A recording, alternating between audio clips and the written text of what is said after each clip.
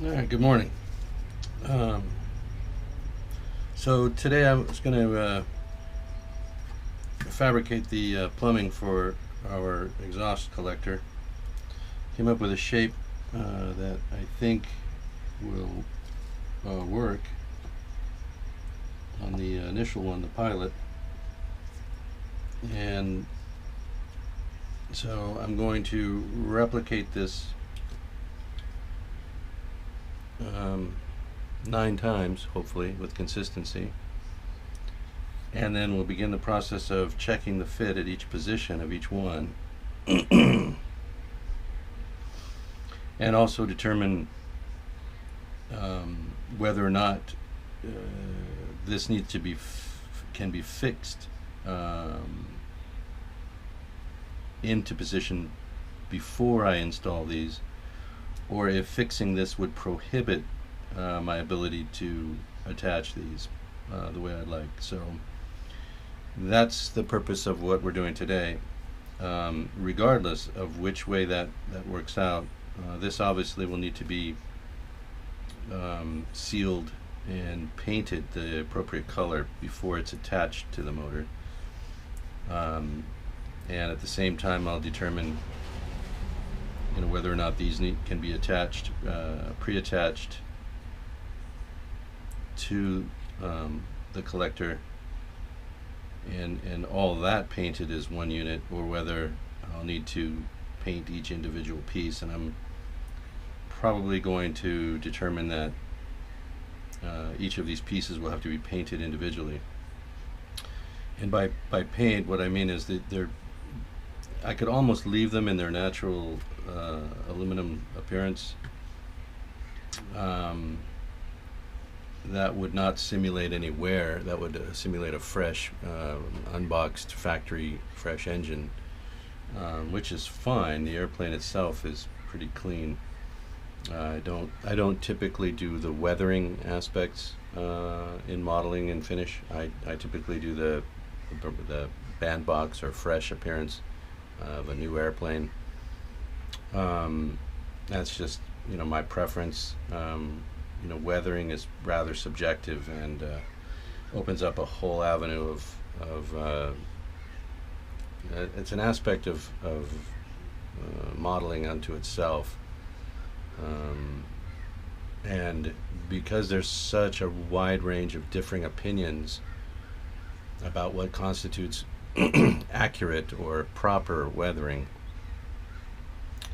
that I just abstain from it completely. I just there's no argument about what a clean airplane looks like. It's either clean or it isn't, and that's what I do. I model clean.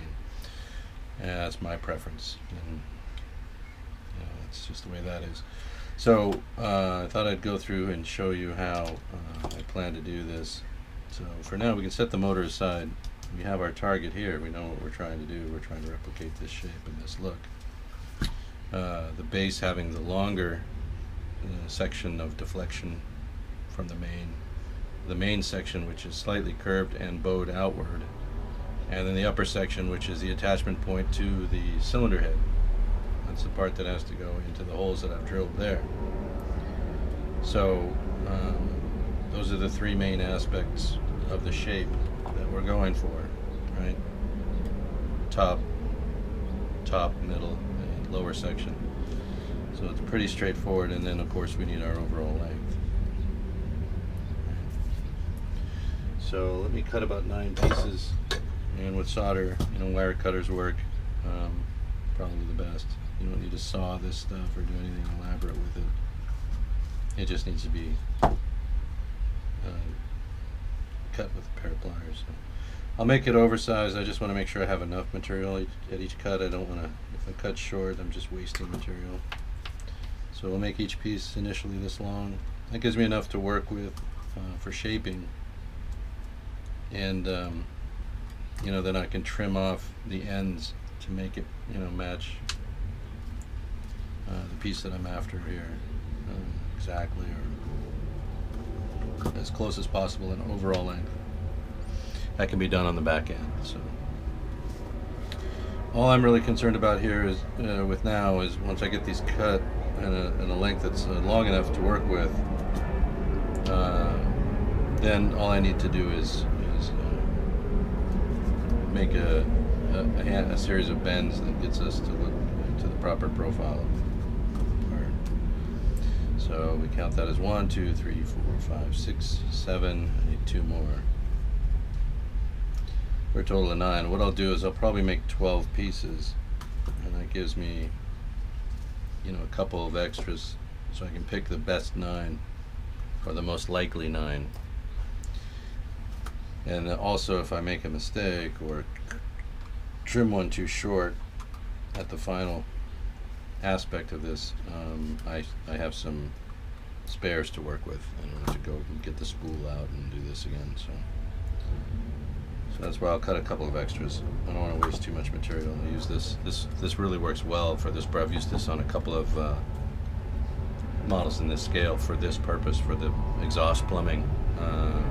Obviously, solder comes in a couple of, hundreds of different diameters.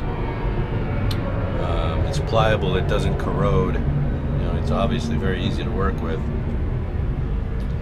and it makes it really ideal for use in this application. So this should last me a while, depending on how many radial engines I do. So, all right. So here's our stock. Here's our objective. And for the most part, this will be my tool. So we'll start at the top. We just want to make a slight bend off of the center line here. Get us something like that. And then we want to bow outward from there. And just, again, that bow I can get just with my fingers. I'm also trying not to do nick and do too much damage to the solder. I want it to appear as clean as possible, at the outcome, so that it looks like a piece of piping and not a piece of bent solder used to replicate. So that's a little bit of why we have to be careful with our tools in this situation. We don't want to. Anyway, this needs to be rounded slightly, not such a harsh bend. So you can see underneath there, anytime you're working with these, you're gonna be denting the material. So try to do it in a place that's not so visible. So let's see, we need to bend this around underneath here.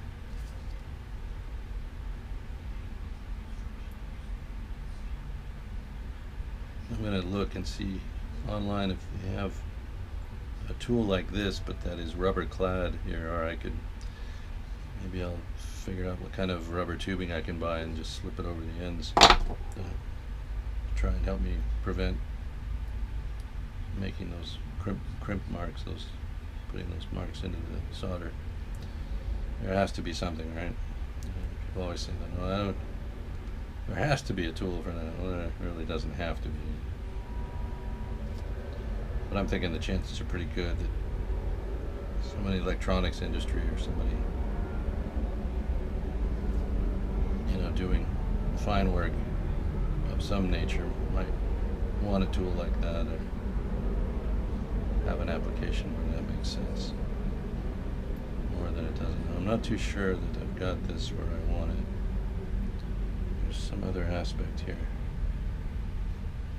It's a twist inward, I see. So this has to go inward that way.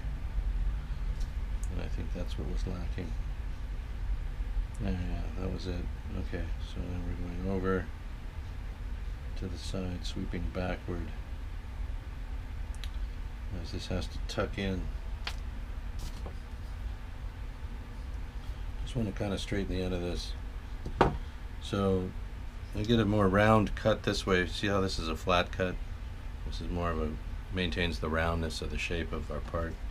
And that's just done by coming at this cut at a cross angle and just crimping, and then maybe rotating the cutter just slightly, and you get a more balanced diameter cut there, typically.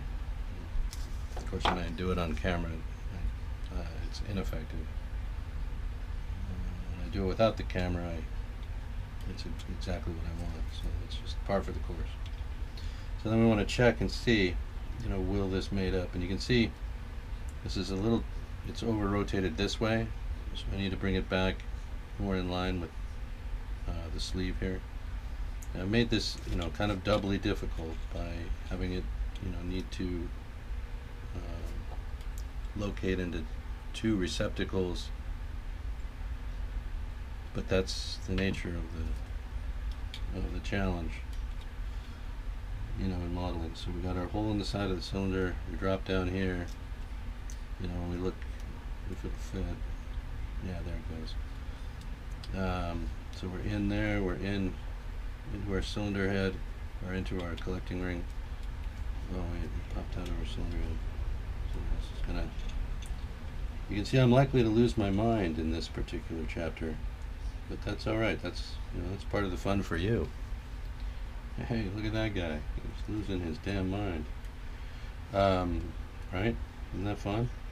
So it has the appearance sort of that I want, but it's coming out too far. So it's forcing the collector ring out. And so I need to adjust the bend both backward at the radius here, and then forward at the connector here, so that it performs both tasks, so that the part will fit as intended. So we have that bend there. And again, I think, yeah, I'm likely to lose my mind here. So stay tuned for that.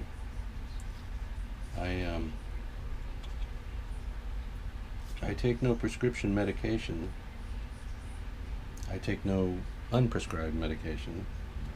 So what you're going to see when I melt down is going to be raw and real. Hopefully that won't happen. Hopefully I'll get this. That looks pretty good there. We're just, yeah, look at that. That's pretty much what we want. I think. Pretty much what we want. May not be exactly, but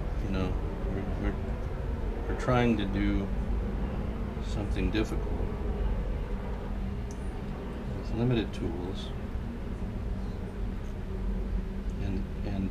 and scant intellect, and we're just trying to make something happen here that's going to be really difficult.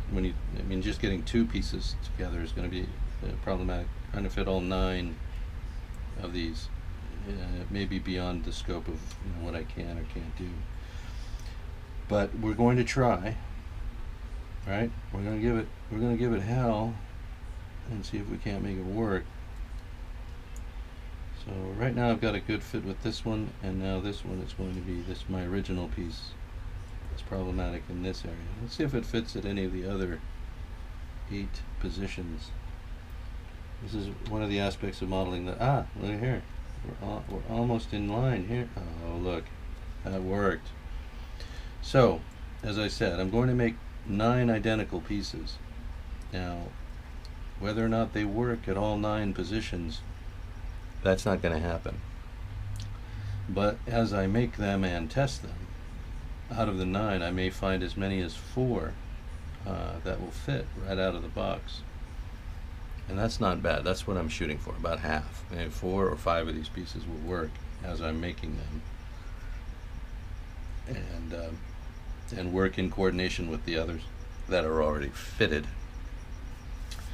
Then I can attach this part knowing that I can basically essentially get there from here, if you follow me. That's as a quote that, can we do this? Can we get there from here? And the answer will be yes at that point. If I can make 4 or 5 out of these 9 fit loose here before I secure anything, and they fit and work in coordination with each other. You see how those are both fitted into the cylinder head and into the collector ring, and we need to do that 9 times using essentially stone knives and bear skins, as someone once famously said. Then I'll have achieved my goal and hopefully not lost my mind and snapped on camera. and everybody, well, most of us will be able to go home happy. Anybody who's hoping to witness a meltdown obviously will have a different opinion. Anyway, I'm just jabbering because this is going to be a difficult task. We're going to do it though. I think this gives me hope that such can be done. And as I said, as we go around, we'll try each one that we make, and we'll try each one in a different position until we find an area where it fits, or not. And if we find this one happens to fit in one of these other positions or stations, that'll be good. We'll set that aside as a, actually probably insert it into the area where it works. Any that cannot be made to fit at any station, we'll set aside for further work. And that's how this will progress. We'll just I'll just go one at a time, try and fit as we go, get as many to fit as possible loose here. And then the tricky part, we'll have to identify each position. We'll have to label each of these cylinders 1 through 9, label each of these pieces 1 through 9 so that I know where they go. We'll have to make sure we mark our collection ring, this round part, and orient it to the main engine with a datum point, a reference point that we know is how. Make sure we have this in the right position so that all the numbers matter and that they're correct. And then we'll paint everything once we have it all earmarked. And hopefully then we'll go back one by one and assemble, with each one going into its proper receptacles, if that makes sense. So I'm not going to try and record the whole thing. That'd be too long of a process. It's going to take me more than an hour probably to go through this process. But I've described it to you, showed you what we're going to be doing and how to do it. And that's the main, I guess that's the main thing here, right? Okay, so wish me luck. I promised if I do short circuit trying to make this happen, I'll turn the camera on briefly so that everyone can witness that joyous moment. All right, later.